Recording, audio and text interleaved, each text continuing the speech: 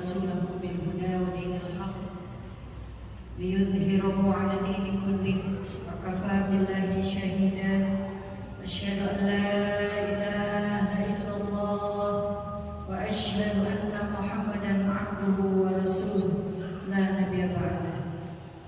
Alhamdulillah, segala puji sama-sama kita panjatkan kehadirat Allah Subhanahu wa Ta'ala.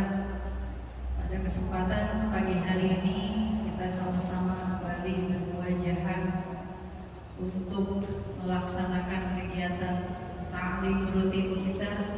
Insya Allah ini adalah ikhtiar kita menuju ridha Allah Subhanahu wa Ta'ala. Jazakumullah khair kepada Mas Siti dan seluruh jajaran petugas dan pengurus, juga tim sholawat. Barakallahu lakum. Insyaallah mudah-mudahan Allah berkenan memberikan kita keistiqomahan, senantiasa mengawal kegiatan ta'lim rutin kita. Insyaallah baik para petugas, pengurus, tim sholawat, semua yang bertugas hari ini mendapatkan pahala yang sama sejumlah dari jamaah yang hadir, insyaallah. Itu untungnya bagi panitia. Dan juga kalau misalnya umahat ada yang membawa teman hari ini, insyaallah mendapatkan pahala yang sama sejumlah teman yang diajak. Barakallahu. Maka jangan lupa semuanya untuk selalu melakukan syiar dalam kebaikan. Karena barang siapa yang mengajak kepada kebaikan, insya Allah baginya pahala yang sama tanpa dikurangi sedikit pun dari nilai pahala orang yang melaksanakan apa yang kita ajak. Masya Allah. Kalau kita lakunya, maka akan banyak sekali syarat yang harus dipenuhi supaya kita bisa mendapatkan pahala dari amalan kita secara sempurna. Dari niatnya, dari cara melaksanakan amalnya, itu akan dihisab nanti oleh Allah Subhanahu wa Ta'ala. Jika niatnya baik, niatnya benar, maka insya Allah pahalanya akan sempurna di sisi Allah. Demikian juga apabila cara kita melaksanakan amalnya benar sesuai dengan tuntunan syariat, baru akan diterima oleh Allah Subhanahu wa Ta'ala. Tapi bagi kita yang mengajak, maka tidak dilihat apakah yang diajak itu niatnya sudah benar, apakah caranya sudah benar. Maka asalkan yang diajak itu mau melaksanakan, maka sempurnalah pahala bagi yang mengajak. Masya Allah, ya. Makanya salah satu amalan yang cerdas sebagai seorang muslim adalah melaksanakan dakwah, mengajak kebaikan kepada orang lain. Karena itu tadi, kita tidak mungkin bisa mengandalkan amal kita sendiri karena begitu banyaknya kekurangan dari amal yang kita lakukan. Masya Allah, makanya Allah Subhanahu wa Ta'ala paling mencintai salah satu amal, yaitu amal kebaikan dari dakwah, mengajak kebaikan kepada orang lain. Ini adalah jalan para Nabi dan Rasul, jalan yang paling dicintai oleh Allah Subhanahu wa Ta'ala. Doakan para pengurus semuanya istiqomah, umahat semuanya yang berkenan ikut aktif di dalam melaksanakan kegiatan dakwah di Majelis Ta'lim Mar'atus Sholihah At-Tahirin ini. Kami akan sangat menyambut baik. Insyaallah pada tanggal 2 Oktober kita akan melaksanakan peringatan Maulid Nabi Muhammad Sallallahu Alaihi Wasallam di Gedung Siti Hindun. Mudah-mudahan semuanya berkenan hadir, juga berkenan mensyiarkan acara kita nanti, insyaallah. Baik umat semuanya, kita akan melanjutkan kajian kita. Pada minggu yang lalu kita sudah membahas materi apa? Masih di bacaan ya tahiyat, yaitu minggu yang lalu kita membahas makna syahadat. Kita membaca dalam tahiyat kita, asyhadu an la ilaha illallah. Asyhadu artinya aku bersaksi. Asyhadu aku bersumpah. Asyhadu aku berikrar. Asyhadu aku berjanji an la ilaha illallah.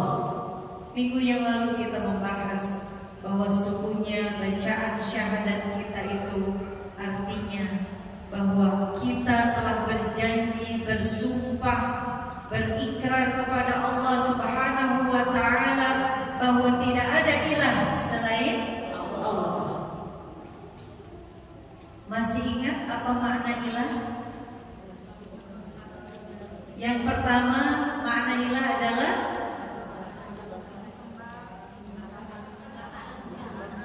sembahan. Betul sekali, bahwa kita berjanji tidak ada yang disembah kecuali Allah Subhanahu wa ta'ala, baik secara zahir maupun secara batin. Kalau secara zahir mungkin kita sudah jelas tidak menyembah yang lain selain Allah. Kita tidak pernah menyembah patung, betul? Kita tidak pernah menyembah Tuhan lain selain Allah, betul? Tetapi yang berat adalah secara maknawi bahwa kita masih menyembah yang lain selain Allah Subhanahu wa ta'ala. Ada makhluk-makhluk lain yang kita sembah, yang kita dahulukan selain daripada Allah Subhanahu wa ta'ala. Minggu yang lalu kita sudah bahas bahwa kita sering sekali mendahulukan yang lain selain Allah.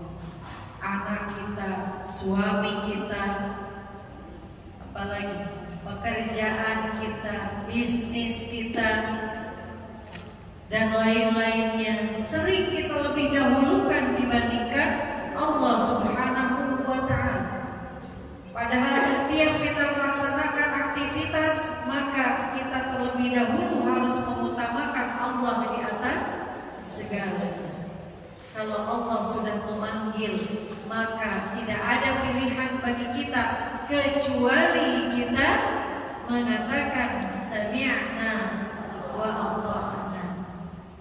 Kami dengar dan kami taat kepada Allah Subhanahu wa ta'ala.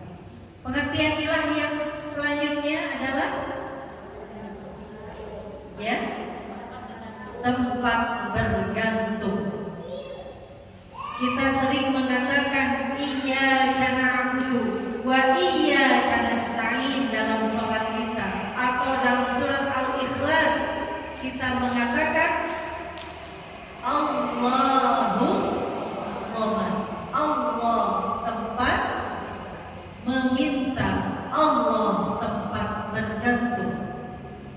Tapi dalam praktek sehari-harinya, apakah kita sering berharap, meminta, bergantung kepada yang lain selain kepada Allah? Sering. Dalam setiap masalah kita malah sering lebih mengingat yang lain selain Allah ketika menghadapi masalah. Maka akidah yang benar ketika kita menghadapi masalah apapun, yang pertama kali harus kita ingat adalah Allah Subhanahu wa ta'ala. Gak punya uang, ingatnya Allah. Mintalah kepada Allah. Itu akidah. Tidak punya beras di rumah juga mintalah kepada Allah. Ingatlah kepada Allah. Itu pertama kali yang harus kita tanamkan di dalam hati kita. Baru nanti kita berikhtiar. Artinya kita tawakal atas dasar pertolongan yang diberikan oleh Allah Subhanahu wa ta'ala. Asyhadu an la ilaha illallah. Tidak ada yang disembah, tidak ada tempat bergantung, tidak ada tempat kita merasa tentram kecuali kepada Allah Subhanahu wa ta'ala. Minggu yang lalu kita sudah membahas bagaimana sesungguhnya Allah itu paling cinta kepada kita, karena Allah tidak pernah meninggalkan kita. Yang lain, orang tua kita, suami kita, anak-anak kita, jabatan kita bisa meninggalkan kita kapanpun, tetapi Allah tidak pernah sedikit pun, sedetik pun meninggalkan kita. Kulla yaumin huwa fi sya'n. Sepanjang waktu, setiap detik Allah senantiasa sibuk mengurusi urusan hamba. Karena itu setiap hari kita harus senantiasa merasa dekat dengan Allah. Allah ada selalu bersama kita. Karena itu Allah mengatakan kalimat yang sangat menyejukkan kita. La tahzan, innallaha ma'ana. Janganlah kau bersedih, sesungguhnya Allah senantiasa bersama kita. Kalau lagi sedih, lagi bingung, lagi banyak kebutuhan, lagi banyak masalah, maka katakanlah la tahzan, innallaha ma'ana. Baik. Selanjutnya kita akan membahas bacaan syahadat yang selanjutnya. Yang pertama tadi kita membacakan asyhadu an la ilaha illallah. Tidak ada ilah selain Allah. Sekarang kita akan mengkaji bacaan syahadat pada tahiyat kita yang kedua, yaitu wa asyhadu anna Muhammadan Rasulullah. Aku bersaksi bahwa tidak ada ilah selain Allah, dan aku bersaksi bahwa Rasulullah Muhammad sallallahu alaihi wasallam adalah utusan Allah Subhanahu wa ta'ala. Paham semuanya? Apakah boleh dipisahkan antara syahadat kepada Allah dan syahadat kepada Rasul? Boleh dipisahkan? Tidak boleh. Karena Allah Subhanahu wa ta'ala memerintahkan kita, barang siapa yang beriman kepada Allah Subhanahu wa ta'ala, maka fattabi'uni, maka ikutilah aku, kata Rasulullah sallallahu alaihi wasallam. Maka sebuah amal kita bagi seorang muslim, amal-amal soleh kita dikatakan menjadi amal soleh apabila kita memenuhi 3 kriteria: lillah, billah, dan ilallah. Lillah, niatkan karena Allah Subhanahu wa ta'ala, karena niat ini adalah separuh dari amal. Tidak ada amal tanpa niat yang benar. Kalau amal kita diniatkan untuk selain Allah, maka akan ditolak oleh Allah Subhanahu wa ta'ala. Bila dengan caranya Allah Subhanahu wa ta'ala. Apakah mungkin Allah mencontohkan secara langsung kepada kita bagaimana tata cara kita beribadah? Apakah mungkin langsung? Tidak. Karena itulah Allah mengutus seorang manusia sebagaimana kita, manusia biasa, untuk menjadi utusan Allah Subhanahu wa ta'ala, yaitu untuk mencontohkan bagaimana tata cara kita beribadah kepada Allah Subhanahu wa ta'ala. Maka diutuslah Rasulullah sallallahu alaihi wasallam untuk mencontohkan bagaimana beribadah dengan sebaik-baiknya. Dalam surah Al-A'raf ayat 158, silahkan yang bawa mushaf bisa dilihat. Allah Subhanahu wa ta'ala berfirman, A'udzu billahi minasy syaithanir rajim. Qul ya ayyuhan nas, katakanlah wahai manusia, inni rasulullahi ilaikum jami'a, sesungguhnya aku ini adalah rasul ilaikum jami'a, untukmu sekalian.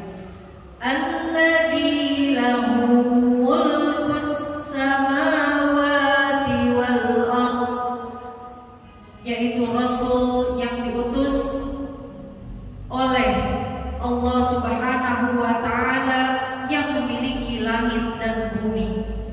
La ilaha illahu, tidak ada Tuhan selain Allah. Yuhyi wa yumit, dialah yang maha menghidupkan dan yang maha mematikan. Fa'aminu billahi wa rasulih, maka berimanlah kepada Allah wa rasulih dan kepada Rasulullah sallallahu alaihi wasallam.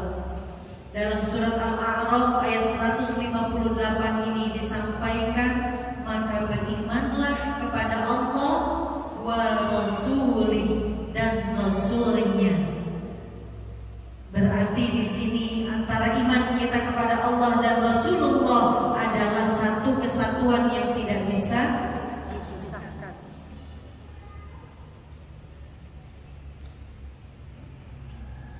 Mati listrik? Tidak.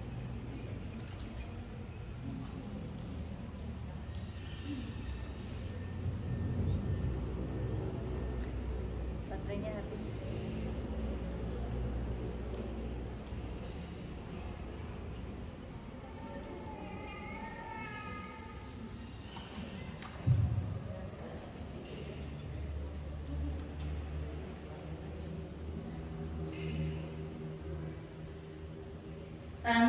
An-Nabiyil Ummiyil Ladzi yu'minu billahi wa kalimatihi, dialah Rasul yang ummi. Di sini juga kita diberikan hikmah bagaimana Rasulullah SAW itu ketika dulu diutus adalah seorang yang ummi, tidak bisa membaca dan menulis. Ini adalah salah satu bukti bahwa ayat-ayat yang difirmankan kepada Rasulullah sallallahu alaihi wasallam adalah bukan buatan Rasulullah sallallahu alaihi wasallam. Fattabi'uhu, maka Allah memerintahkan kepada kita, ikutilah Rasulullah sallallahu alaihi wasallam. Dan disampaikan hikmah di ayat yang terakhir, la'allakum tahtadun, supaya kita semua diberikan hidayah, diberikan petunjuk terbaik dari Allah Subhanahu wa ta'ala. Bunda semua, kita semua hanyalah makhluk biasa, diciptakan oleh Allah Subhanahu wa ta'ala, tidak mengerti apapun ketika kita lahir. Maka tidak ada pilihan bagi kita, karena kita diciptakan oleh Allah Subhanahu wa ta'ala. Maka Allah lah yang paling mengetahui apa-apa, bagaimana dan seperti apa cara kita menjalani hidup ini. Maka Allah Subhanahu wa ta'ala memberikan bimbingannya melalui Al-Quranul Karim, yaitu yang diturunkan kepada Rasulullah Sallallahu Alaihi Wasallam. Nah, umat semuanya, karena kita diperintahkan untuk mengikuti Rasulullah Sallallahu Alaihi Wasallam, maka berdasarkan tadi surah Al-A'raf ayat 158 ada beberapa hal yang harus kita pahami. Pertama adalah kita membenarkan kabar tentang kerasulan Nabi Muhammad Sallallahu Alaihi Wasallam. Insyaallah kalau di sini tidak ada ya yang ingkar kepada Rasulullah, tidak ada. Ini terutama ditujukan kepada dulu umatnya Rasulullah yang pada awal pertama diturunkannya syariat kepada Rasulullah, ada beberapa orang, banyak bahkan kaum musyrikin Makkah yang tidak mau mengikuti Rasulullah Sallallahu Alaihi Wasallam. Konsekuensi yang kedua adalah kewajiban kita melaksanakan setiap perintah Rasulullah Sallallahu Alaihi Wasallam. Kadang-kadang kita sebagai umatnya Rasulullah sering memilah-milah, memilih-milih mana ajaran yang menurut kita nyaman buat kita, mana yang tidak. Ini masih sering dilakukan. Karena itu kita dalam melaksanakan sunnah tidak semuanya serta-merta dipenuhi oleh kita sami'na wa ata'na, tetapi banyak sunnah-sunnah Rasulullah yang kita sering pilih-pilih tidak kita laksanakan.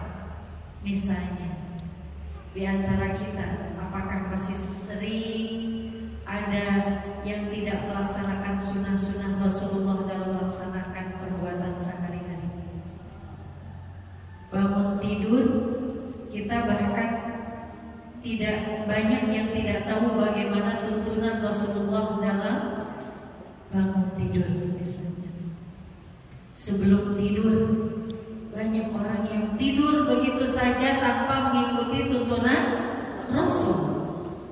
Coba kita lihat sebelum tidur apa sunnah-sunnah Rasulullah. Ya, pertama kali kita sebelum mau tidur adalah berwudu lebih dahulu, lalu melaksanakan sholat witir 1 rakaat, lalu bersihkanlah tempat tidur sambil membaca apa? Baca apa? Tidak hanya dikibaskan, ada bacaannya. Bacaannya apa? Bismillahi Allahu Akbar, Bismillahi Allahu Akbar, Bismillahi Allahu Akbar. Ini adalah bacaan ketika kita mengibas-ibaskan tempat tidur. Jadi bersihkan tempat tidur itu bukan setelah kita tidur, tetapi sebelum kita tidur kita sapukan tempat tidur kita sambil membaca Bismillahi Allahu Akbar. Sama dengan bacaan lempar jumroh. Kenapa sama? Sesungguhnya pada saat kita membacakan bacaan tadi mengibaskan tempat tidur, kita sedang mengusir syaitan. Apa manfaatnya ketika kita mengibas-ibaskan tempat tidur? Sesungguhnya di atas tempat tidur kita banyak kotoran, banyak tengau-tengau yang kalau kita tidak bersihkan, bagi orang-orang yang mengidap alergi ini tidak baik, bisa memicu penyakitnya. Ini manfaatnya secara medis. Kita kalau belum tahu manfaatnya secara medis, apakah sudah melaksanakan? Banyak orang yang ketika mendengarkan sunnah Rasulullah banyak yang dilewati begitu saja, tetapi harus tahu manfaatnya dulu, baru termotivasi untuk melaksanakan. Padahal semua sunnah-sunnah Rasulullah itu insya Allah itu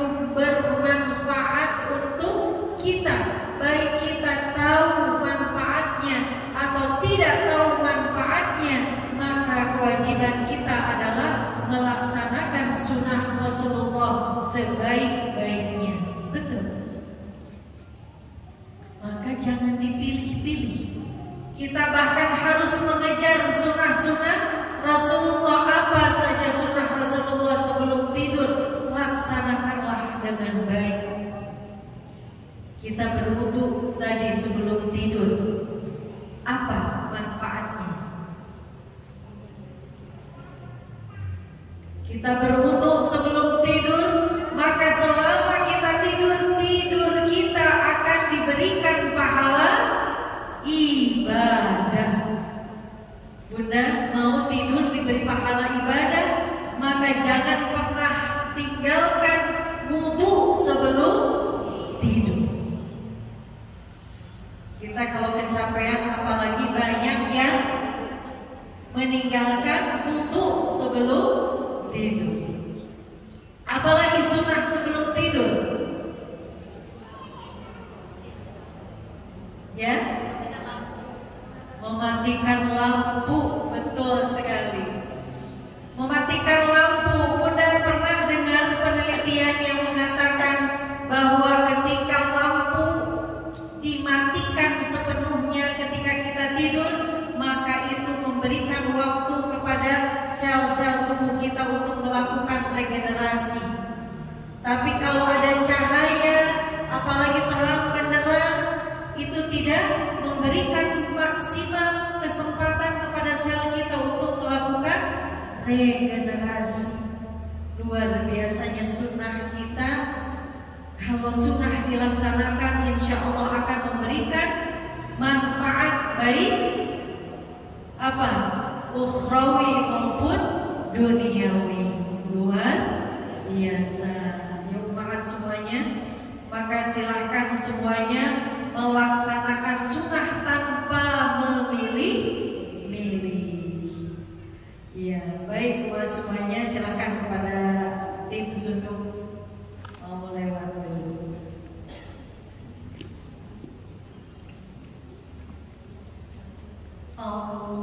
Allahumma sholli wa sallim ala sayyidina Muhammadin sahibil busyra, salatan tubashshiruna biha wa ahlana wa auladana wa jami'a masyayikhina wa muallimina wa talabatana wa talibatina min yaumina hadha ila yaumil akhirah. Allahumma sholli wa sallim ala sayyidina Muhammadin sahibil busyra, salatan tubashshiruna biha wa ahlana wa auladana wa jami'a masyayikhina wa muallimina wa talabatana wa talibatina min yaumina hadha ila yaumil akhirah.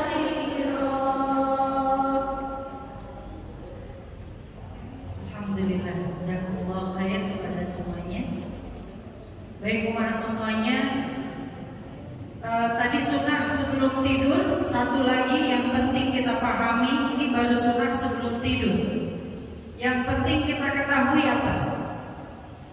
Yang lain-lain, yang satu lagi, yang sangat bermanfaat untuk kesehatan. Tidur menghadap ke sebelah kanan. Mengapa Rasulullah mensunahkan kita tidur ke sebelah kanan? Berarti tangan kita yang kita tidur. Mengapa? Rasulullah memerintahkan kita untuk tidur ke arah sebelah kanan. Ternyata ini berkaitan erat dengan kesehatan jantung kita. Kalau kita tidur menghadap ke sebelah kiri, maka posisi kita adalah meniduri jantung, menghimpit jantung kita. Kalau kita tidur ke sebelah kanan, ini berfungsi untuk menjaga supaya jantung kita bisa berfungsi dan berdetak dengan lebih baik selama kita tidur. Luar biasanya sunnah Rasulullah. Maka mari kita berlomba-lomba untuk menghidupkan sunnah Rasulullah dari mulai kita bangun tidur sampai tidur lagi. Hidupkan sunnah, insya Allah bermanfaat bagi kita, baik untuk kesehatan kita maupun untuk memaksimalkan pahala hidup kita. Karena insya Allah nanti di yaumil akhir, ketika semua orang resah, gelisah menghadapi yaumul hisab yang sangat lama, maka Rasulullah SAW nanti akan memanggil kita umatnya Rasulullah, para pencinta sunnah, untuk datang ke Telaga Kautsar. Hanya untuk orang-orang yang mencintai sunnah dan mau melaksanakan sunnah-sunnah Rasulullah SAW. Tidak semua umat Rasulullah, tidak semua umat Islam dengan serta-merta nanti akan dipanggil ke Telaga Kautsar. Hanya orang-orang yang mau melaksanakan sunnah Rasulullah SAW, baik dalam ibadah mahdhah maupun dalam kehidupan sehari-hari. Sunnah itu tidak hanya urusan sholat sunnah, tidak hanya urusan saum sunnah, tetapi sunnah juga meliputi kebiasaan kita dalam melaksanakan hidup sehari-hari. Mudah-mudahan kita semuanya yakin, maka ketika Allah memerintahkan kita fattabi'u, ikutilah Allah, maka insya Allah itulah yang terbaik untuk kita semua. Tidak tawar-menawar lagi. Sami'na wa ata'na la'allakum tahtadun, supaya kita diberikan petunjuk terbaik oleh Allah Subhanahu wa ta'ala. Hikmah yang lain dari surah Al-A'raf ayat 158 adalah kita tinggalkan semua larangan dari Rasulullah SAW tanpa banyak bertanya pula. Apapun yang dilarang oleh Rasulullah kita tinggalkan. Misalnya WC di rumah, kita pasang toilet, larangannya tidak boleh menghadap kiblat. Kita pakai nanya pula, kenapa WC tidak boleh menghadap kiblat? Ikuti saja, karena hikmahnya salah satunya adalah berarti kita sedang memuliakan tempat kita menghadap kepada Allah Subhanahu wa ta'ala. Banyak perintah dan larangan Rasulullah, maka kewajiban kita adalah mengikuti aturan Rasulullah SAW tanpa banyak bertanya. Selanjutnya, kita tidak beribadah kecuali yang dicontohkan oleh Rasulullah SAW, terutama ibadah mahdhah. Ini harus diperhatikan betul. Jangan sampai kita melaksanakan ibadah yang tidak dicontohkan oleh Rasulullah SAW. Yang kelima, Rasul tidak memiliki hak rububiyah dan uluhiyah. Bagaimanapun cintanya kita kepada Rasulullah, bunda semua cinta kepada Rasulullah, tentu apakah semuanya rindu kepada Rasulullah? Rindu. Apakah semuanya ingin bertemu dengan Rasulullah? Ingin. Tetapi bagaimanapun kita cintanya kepada Rasulullah SAW, tetap Rasulullah berada di bawah Allah Subhanahu wa ta'ala. Rasul tidak memiliki hak rububiyah dan uluhiyah. Rububiyah artinya beliau tidak memiliki hak untuk memberikan manfaat atau mudarat kepada kita semuanya. Siapa yang berhak memberikan manfaat dan mudarat? Hanya Allah Subhanahu wa ta'ala. Hak uluhiyah artinya kita tidak menyembah kepada Rasul, tetapi kita menyembah kepada Allah Subhanahu wa ta'ala dengan cara yang dicontohkan oleh Rasulullah SAW. Kita lihat dalam surah Al-Jin ayat 21 dan 20. Bismillahirrahmanirrahim. Qul inni la amliku lakum dharra. Katakanlah, wahai Muhammad, sesungguhnya aku tidak bisa, tidak mampu untuk memberikan kepada kalian dharra, yaitu kemudaratan. Ini Allah perintahkan kepada Rasulullah untuk mengatakan kepada kita semuanya bahwa aku Muhammad tidak akan mampu memberikan kita kemudaratan sedikit pun. Wala rasyada, dan tidak pula mampu untuk memberikan kemanfaatan. Qul inni lan yujirani, maka katakanlah, sesungguhnya aku tidak bisa melindungi diriku sendiri, minallahi ahada, dari azabnya Allah Subhanahu wa ta'ala. Walan ajida min dunihi multahada, dan sesungguhnya kita tidak menemukan selain daripada Allah pelindung. Rasulullah manusia biasa.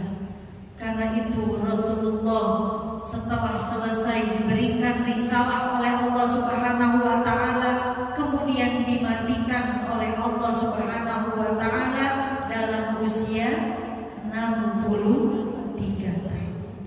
Pada saat itu para sahabat sedang begitu cintanya kepada Rasulullah SAW, sedang begitu dekatnya dengan Rasulullah SAW. Karena itu pada saat khutbah wada, khutbah yang terakhir, Rasulullah kemudian menyampaikan firman yang terakhir dari Allah Subhanahu wa ta'ala dalam surah Al-Maidah ayat yang ke-3. Al-yawma akmaltu lakum dinukum wa atmamtu alaikum ni'mati wa raditu lakumul Islam dina. Pada saat itu Rasulullah menyampaikan firman terakhir pada hari ini. Al-yawma akmaltu lakum dinakum, telah aku sempurnakan bagimu agama.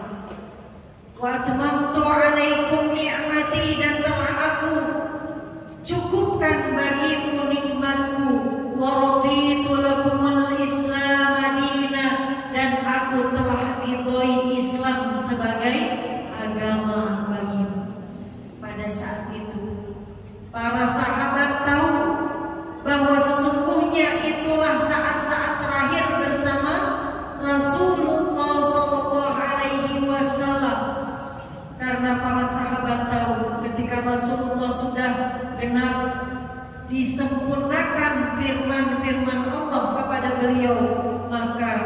usia Rasulullah sudah mendekati akhir.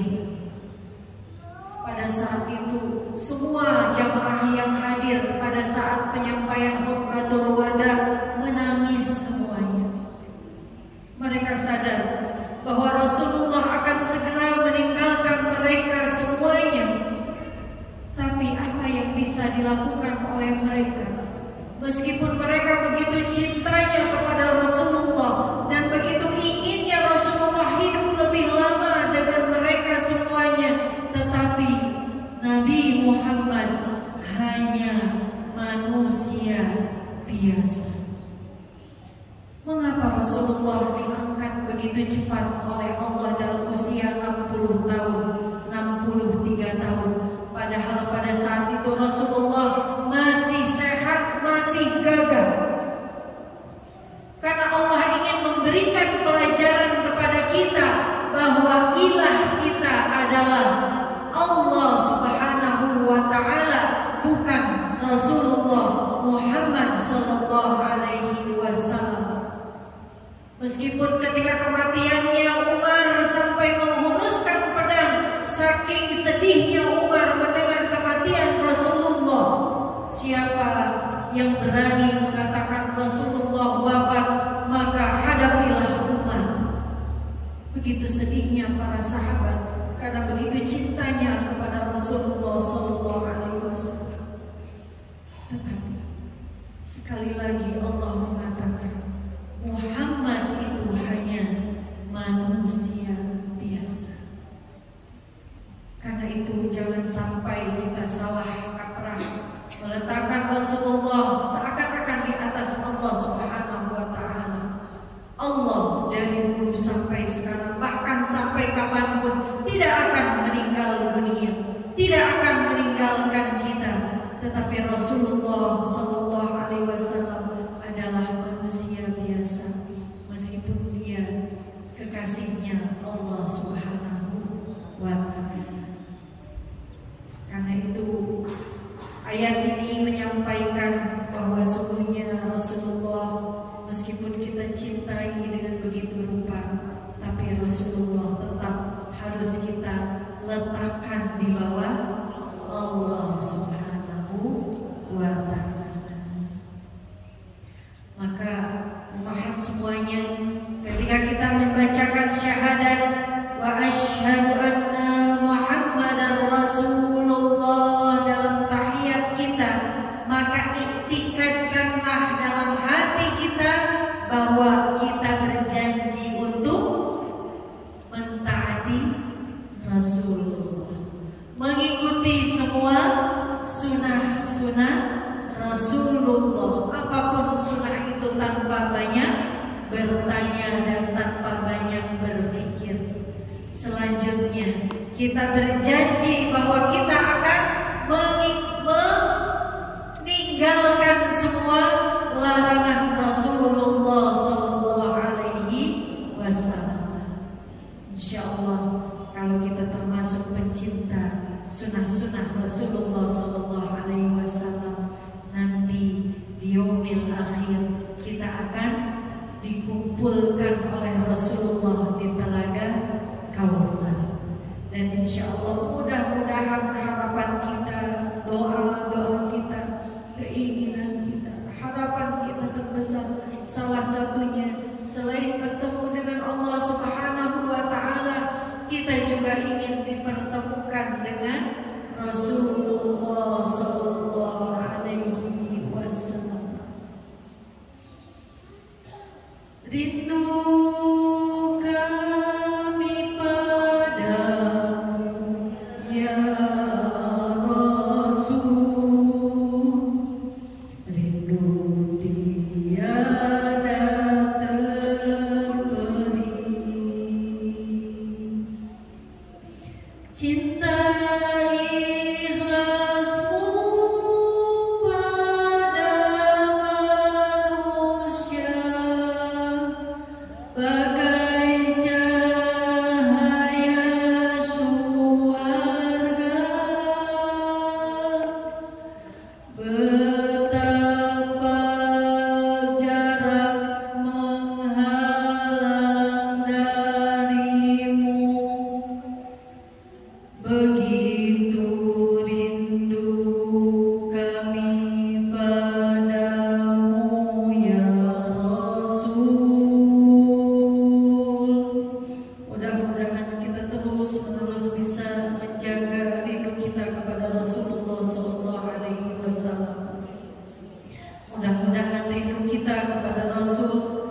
bisa mempertemukan kita kembali bersama kekasih kita, bersama tauladan kita, qudwah kita Rasulullah Muhammad sallallahu alaihi wasallam.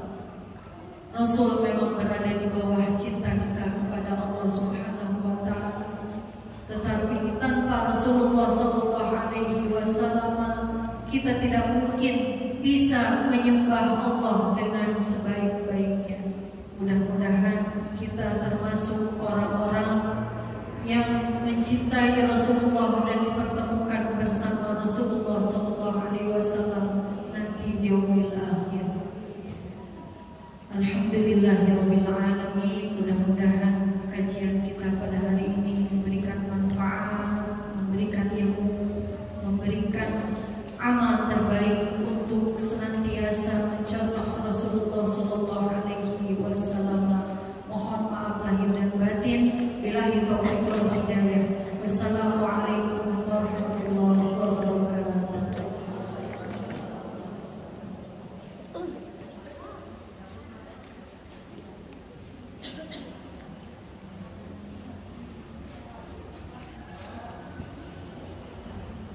Terima kasih kepada Ustazah Mulia yang telah memberikan ilmunya kepada kita semua.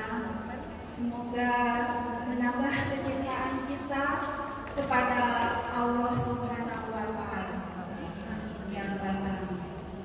Saya mewakili segenap panitia kajian tafsir Maratus Salihah mengucapkan maaf yang sebesar-besarnya apabila terdapat hal yang kurang berkenan baik secara lisan maupun perbuatan. Acara pengajian hari ini kita tutup dengan membaca basmalah, hamdalah.